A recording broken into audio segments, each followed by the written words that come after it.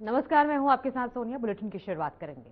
लखनऊ में हुई कैबिनेट बैठक के बाद सरकार ने प्रेस वार्ता में अहम निर्णयों की जानकारी दी। बैठक में विभिन्न विकास परियोजनाओं, बजट आवंटन और जन कल्याण योजनाओं पर चर्चा की गई। अधिकारियों ने क्या कुछ बताया, आइए आपको सुनाते हैं।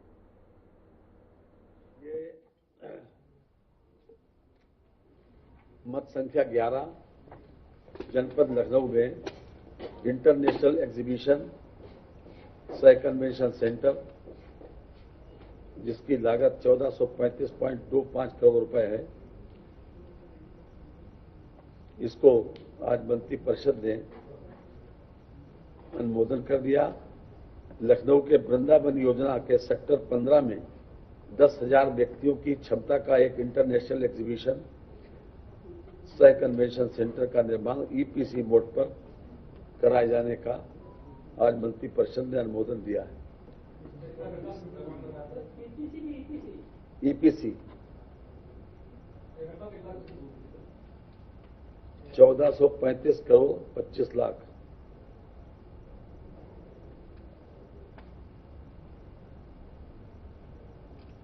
इसमें जीएसटी शामिल है। कन्वेंशन सेंटर में 10,000 व्यक्तियों की क्षमता का कन्वेंशन हॉल, 2500 व्यक्तियों की क्षमता का ऑडिटोरियम होगा, जिसे आवश्यकता अनुसार कम क्षमता में के एक से अधिक आयोजनों के लिए भी प्रयोग किए जाने की सुविधा होगी। ऑडिटोरियम जी जी जी जी कन्वेंशन सेंटर में सुरक्षा मानकों, भीड़ नियंत्रण के साथ साथ न्यूनतम 5,000 व्यक्तियों के भोजन व जलपान की व्यवस्था का समुचित प्रबंध किया जाएगा। कन्वेंशन सेंटर के निकट 5 स्टार एवं बजट होटल का भी प्राविधान सुनिश्चित किया गया है, जिससे आगंतुकों को किसी प्रकार की असुविधा न हो। कन्वेंशन सेंटर के अंतर्गत एग्जीबिशन स्थल पर डिफेंस एक्सपो आदि के आयोजन के समय भारी उपकरणों यथा टैंक, तोप आदि के प्रदर्शन की भी सुविधा होगी। ये मत संख्या 11 है जी। नहीं, 18 महीने, 1.5 साल।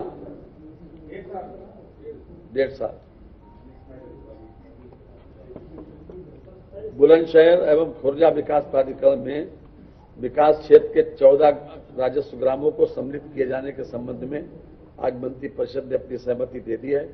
हम सब जानते हैं कि उत्तर प्रदेश नगर योजना और विकास अधिनियम 1973 की धारा 4 की उपधारा 7 के अधीन अधिसूचना दिनांक 21/8/87 को बुलंदशहर खुर्जा विकास प्राधिकरण का गठन किया गया और उसके बाद समय समय पर आवश्यकता अनुसार इसका क्षेत्र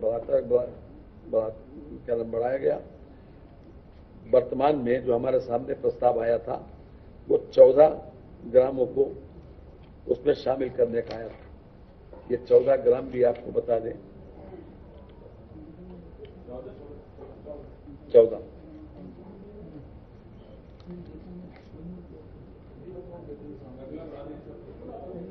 किशनपुर, ताजपुर, खैरपुर, बड़ौदा, फरीदपुर हवेली, भटौला, नवादा, कोंदूपुर, चीती, नगला शेखू, सैंडा फरीदपुर, शहबाजपुर, सलेमपुर, कायस्थ, बील, अकबरपुर भाग, NH-34 के दक्षिणी का भाग। ये तहसील जो है बुलंदशहर के हैं, खुर्जा के हैं और सिकंदराबाद के हैं। एक इसमें बील वाला है दादरी का। ये कुल मिलाकर 14 ग्रामों राजस्व ग्रामों को बुलंदशहर खुर्जा विकास प्राधिकरण में शामिल होने की सहमति मंत्री परिषद ने आज दे दी। ये 12वां।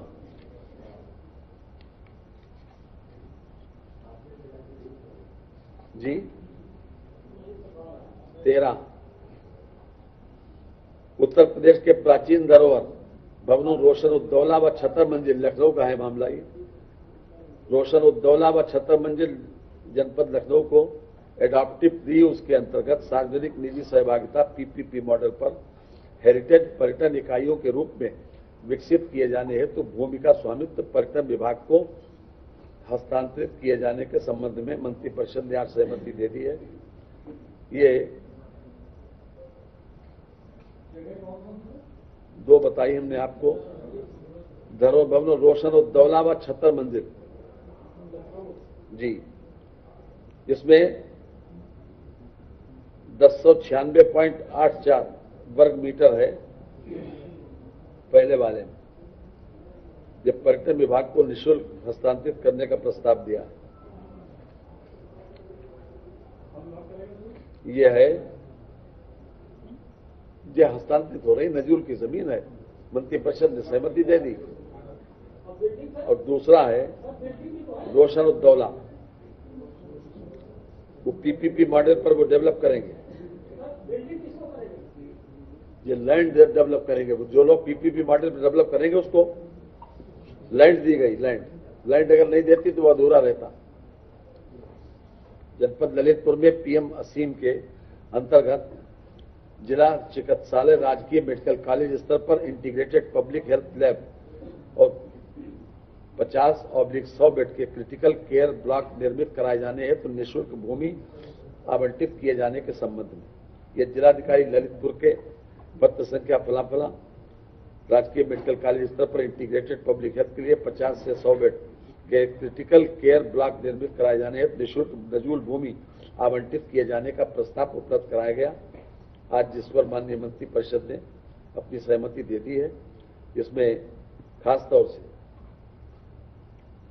दिनांक 3/2/1977 के प्राविधानों को शिथिल करते हुए अब्बास स्वरूप नजूल अराजी संख्या 3727/2 रकबा 1.416 हेक्टेयर जो मौजा ललितपुर परगना तहसील व जिला ललितपुर के खेवट खाता संख्या 53 नजूल नगर पालिका के खाता संख्या 360 में दर्ज है। इस आराजी में से मात्र 3250 वर्ग मीटर भूमि चिकित्सा शिक्षा विभाग के पक्ष में कतिपय शर्तों प्रतिबंधों के अधीन निःशुल्क हस्तांतरित किए जाने का प्रस्ताव है। यह हस्तांतरण अब्बास स्वरूप होगा और इसे भविष्य में दृष्टांत नहीं बनाया जाएगा। 33 हो गया। इसके अलावा 34 वो तो माननीय नगर विकास मंत्री कर गए। 35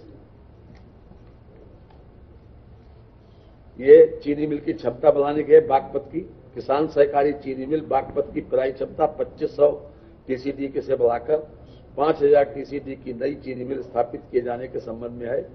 ये अपने आप में उस क्षेत्र के खासतौर से जो गन्ना उत्पादक हैं उन लोगों को सबसे बड़ा इसका फायदा मिलेगा। इस परियोजना से पुराने हो चुके जर्जर प्लांट एवं पुरानी तकनीक पर आधारित होने के कारण हो रही तकनीकी हानियों को कम कर नई तकनीक पर आधारित प्रस्तावित चीनी मिल के संचालन से लाभ प्राप्त किए जाने में सहायता मिलेगी। परियोजना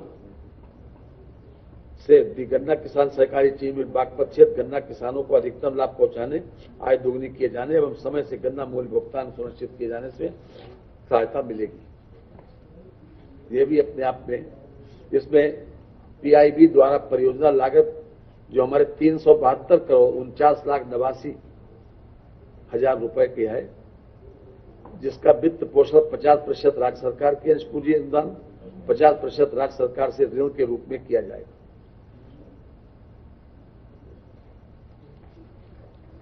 इसके अलावा है एक बहुत आप सब लोगों के लिए खुशखबरी है, जो 36वां प्रस्ताव कि उत्तर प्रदेश राजस्व संहिता 2006 की धारा 80 में संशोधन हेतु उत्तर प्रदेश राजस्व संहिता संशोधन अध्यादेश 2026 आज मंत्रिपरिषद ने इसको सहमति दी है। ये बहुत सबके लिए 80 उत्तर प्रदेश राजस्व संहिता 2006 की धारा 80 की उपधारा 8 में परंतु बढ़ा दिए जाने से विकास प्राधिकरणों एवं औद्योगिक विकास प्राधिकरणों अथवा किसी विनियमित क्षेत्र अथवा किसी विशेष क्षेत्र विकास प्राधिकरण अथवा उत्तर प्रदेश आवास विकास परिषद के अधीन अधिसूचित क्षेत्र में गैर कृषक उद्घोषणा हेतु दोहरी प्रक्रिया का सामना नहीं करना पड़ेगा। होता यह था अभी तक कि धारा 80 से पहले हम लैंड यूज चेंज कराते थे। अब इन्होंने यह कर दिया कि जितने प्राधिकरण हमने पढ़े उसमें अगर कहीं पर भी इस प्रकार की जमीन है और वहां पर नक्शा पास हो जाता है तो ये अपने आप में मान लिया जाएगा कि आपका लैंड यूज परिवर्तित हो गया। यानी एक सबसे ज्यादा जनता को राहत देने वाला है कि दोहरी कसरत नहीं करना पड़ेगी, अलग से आप लैंड यूज चेंज करवाएं और उसके बाद नक्शा पास कराएं।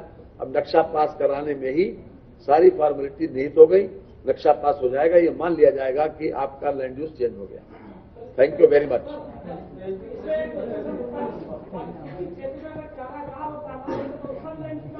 ऐसा है, देखिए जितना कहा जाए उतना आप उपभोग करिए। अब देख, जो मंत्री परिषद के सामने बहुत छोटे उसमें प्रस्ताव आता है और उसमें बहुत डिटेल में जब रूल्स आते हैं उसके, वही हमने आज अध्यादेश जारी किया। अध्यादेश के बाद उसके रूल्स आते हैं कि भाई रूल्स में क्या प्रक्रिया होगी। 37 नहीं, 37 ओके। ऐसा है, संजय गांधी स्नातकोत्तर आयु विज्ञान संस्थान लखनऊ के सामने निर्मित माधव सेवा आश्रम के आसपास की लिखा है, वो ऐसा है जो हमें निशान लगा के मिलते हैं। आप लोगों का समय बहुत कीमती है। राष्ट्रीय स्वयंसेवक संघ के अखिल भारतीय कार्यकारिणी सदस्य इंद्रेश कुमार ने स्वामी अवि मुक्तेश्वरानंद के हालिया बयान की निंदा की। इंद्रेश कुमार ने इसे असत्य, असंवैधानिक और अमाननीय करार दिया। उन्होंने कहा कि संतों और सन्यासियों की परंपरा श्रद्धेय है और ऐसे अपमानजनक बयान शोभा नहीं देते। एक दिन पहले अवि मुक्तेश्वरानंद ने आरोप लगाया था कि इंद्रेश कुमार ने मुस्लिम मंच के माध्यम से हिंदू लड़कियों का विवाह मुस्लिम परिवारों से कराया। इंद्रेश कुमार ने इसे पूरी तरह झूठा और भ्रामक बताया और संत से अपने बयान वापस लेने की मांग की।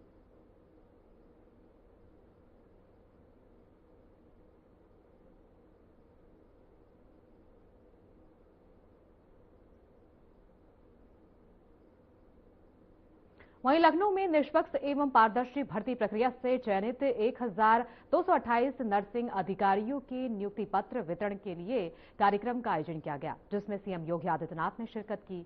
उन्होंने इस दौरान क्या कुछ कहा, आपको सुनाएंगे।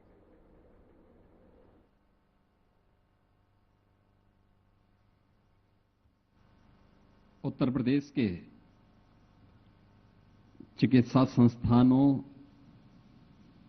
और मेडिकल कॉलेजेस में नर्सिंग ऑफिसर्स के नियुक्ति पत्र वितरण के लिए आयोजित आज के इस कार्यक्रम में समारोह में उपस्थित उत्तर प्रदेश सरकार में मंत्रिमंडल के मेरे वरिष्ठ सहयोगी उप मुख्यमंत्री श्री ब्रजेश पाठक जी, चिकित्सा शिक्षा और चिकित्सा स्वास्थ्य के राज्य मंत्री और मयंकेश्वर शरण सिंह जी, लखनऊ की महापौर श्रीमती सुषमा खड़कवाल जी,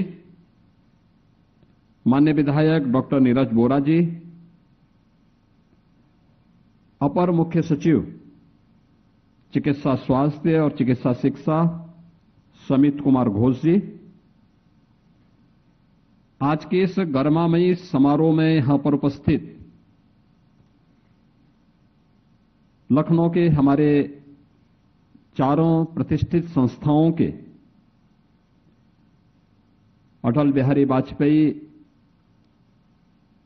मेडिकल यूनिवर्सिटी के कुलपति एसजीपीजीआई और राम मनोहर लोहिया चिकित्सा संस्थान के हमारे डायरेक्टर्स,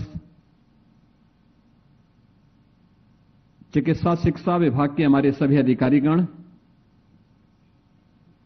और सभी उपस्थित यहां पर नियुक्ति पत्र प्राप्त करने वाले अभ्यर्थीगण, वर्चुअल माध्यम से भी प्रदेश के अलग अलग मेडिकल कॉलेजेस और चिकित्सा संस्थानों में उपस्थित माननीय जनप्रतिनिधिगण, वहां के प्रिंसिपल्स, अन्य डायरेक्टर्स, उपस्थित बहनों और भाइयों, वासंतीय नवरात्रि के अवसर पर बेटियों को नियुक्ति पत्र प्राप्त होना यह नारी शक्ति के स्वावलंबन का एक आदर्श उदाहरण हो सकता है और मैं इस अवसर पर आप सभी को नियुक्ति पत्र प्राप्त करने वाले सभी अभ्यर्थियों को इस अवसर पर हृदय से बधाई देता हूं। उत्तर प्रदेश लोक सेवा आयोग को, जिन्होंने इस भर्ती की प्रक्रिया को पारदर्शी तरीके से यहां पे संपन्न किया है। और आज हम नवरात्रि के अवसर पर ये नियुक्ति पत्र वितरित कर पा रहे हैं। मैं इसके लिए आप सभी को हृदय से अपनी बधाई देते हुए उत्तर प्रदेश लोक सेवा आयोग को धन्यवाद भी देता हूं। वास्तव में नर्सिंग सेवा के बारे में आपने देखा होगा, जब यहां पे डिप्टी सीएम श्री ब्रजेश पाठक जी अपनी बात को कह रहे थे, विभाग के राज्य मंत्री भी जब अपनी बात को कह रहे थे, तो उन्होंने आपसे एक ही बात पूछा कि आखिर आप लोग जो नियुक्ति पत्र प्राप्त कर रहे हैं किस उद्देश्य से। तो जवाब यहां से नहीं, जवाब आपकी ओर से आया कि सेवा भाव है। यानी ये नर्सिंग का जो एक पेशा है, ये सेवा का है, संवेदना का भी है। और आपकी सेवा और संवेदना जब मरीज के साथ सहयोगी बनती है तो उसके परिणाम भी हम सबके सामने आते हैं। और उसी सेवा के साथ आज आपको जोड़ने के लिए एक विश्वास के साथ एक कार्यक्रम आज राज्य सरकार ने आगे बढ़ाया है। स्वाभाविक रूप से अब उस दिन दूर गए जब हम लोग ये मानते थे कि मेडिकल कॉलेजेस खोल के क्या होगा, नर्सिंग कॉलेजेस खोल के क्या होगा। और मैं आज के दिन पर इस बात को मानता हूं कि मेडिकल की पढ़ाई महंगी हो सकती है निजी क्षेत्र में, लेकिन नर्सिंग एक ऐसा क्षेत्र है जिस क्षेत्र में, यानी आज के दिन पर दुनिया के अंदर कोई एक ऐसा क्षेत्र जिसमें हम मान सकते हैं कि 100% गारंटी दी जा सकती है कि अगर उसने अपनी डिग्री ली है तो उसका प्लेसमेंट भी 100% सुनिश्चित है। और वह नर्सिंग का क्षेत्र है जिसमें यह गारंटी आज के दिन पर दी जा सकती है। और ये मांग केवल यहीं पे नहीं हो रही है, आज नर्सिंग प्रोफेशनल्स की मांग केवल भारत में नहीं है, भारत के नर्सिंग प्रोफेशनल्स की मांग दुनिया भर में है, दुनिया भर में। अभी मैं हाल ही में जापान गया था, भारी पैमाने पे वे डिमांड कर रहे हैं, जर्मनी में डिमांड कर रहे हैं, कोरिया में डिमांड कर रहे हैं।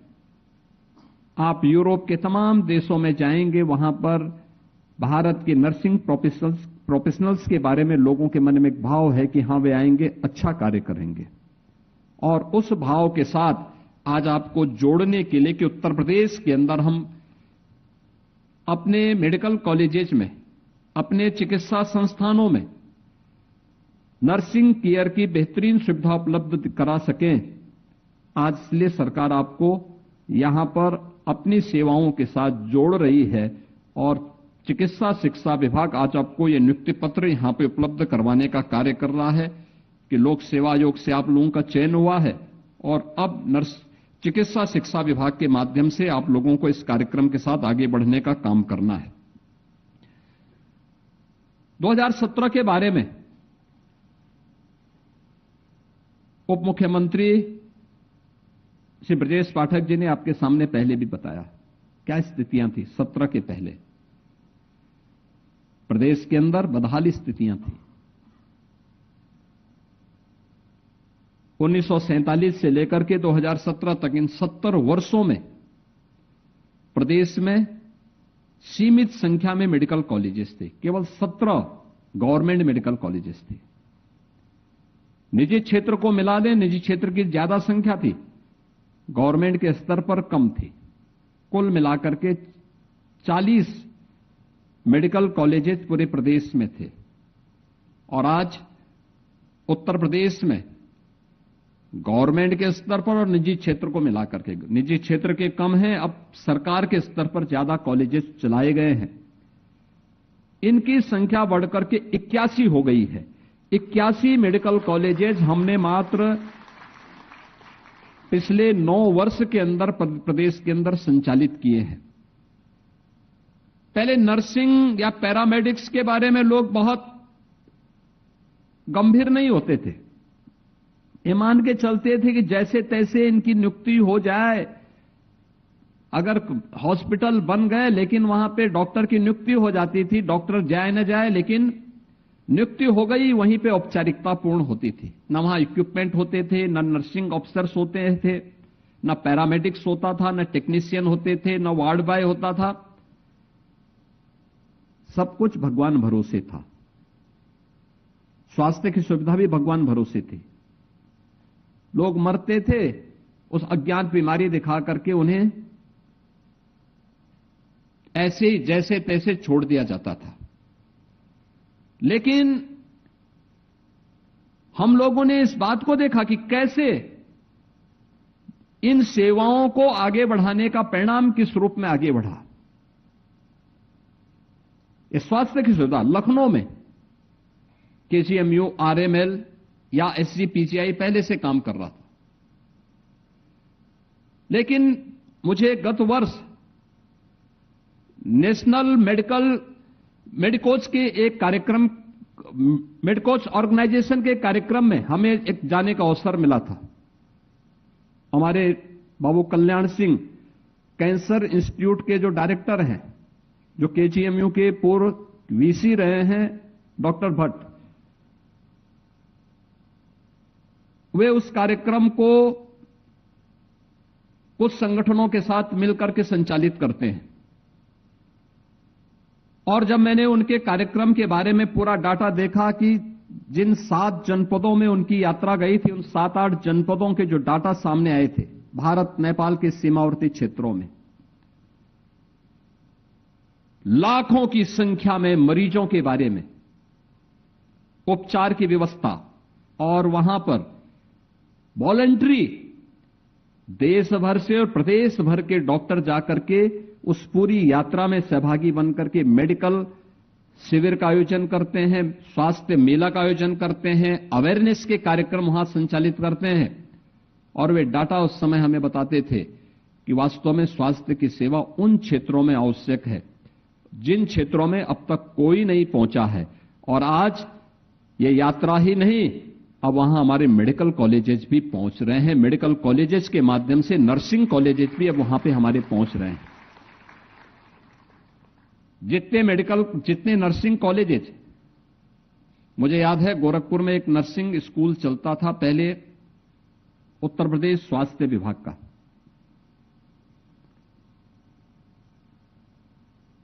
पूर्वी उत्तर प्रदेश में स्वास्थ्य की सुविधा और उसकी बदहाल स्थिति क्या थी। हजारों मौतें होती थी, कोई पूछता नहीं था। इंसेफ्लाइटिस से मौत होती थी, डेंगू से मौतें होती थी, अन्य तमाम प्रकार के बीमारियों से मौतें वहां पर लगातार होती थी, कोई पूछने वाला नहीं था। वहां एक नर्सिंग स्कूल चलता था गोरखपुर में, जिला चिकित्सालय में।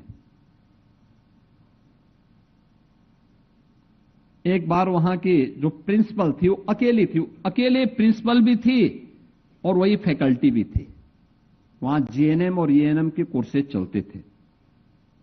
वो रिटायर हो रही थी तो वो मेरे पास आई, मैं सांसद था। उन्होंने मुझसे कहा कि मैं रिटायर हो रही हूं, अब इसके बाद क्या हो। बुलेटिन में फिलहाल के लिए इतना ही। आगे की तमाम खबरों के लिए बने रहिए हमारे साथ।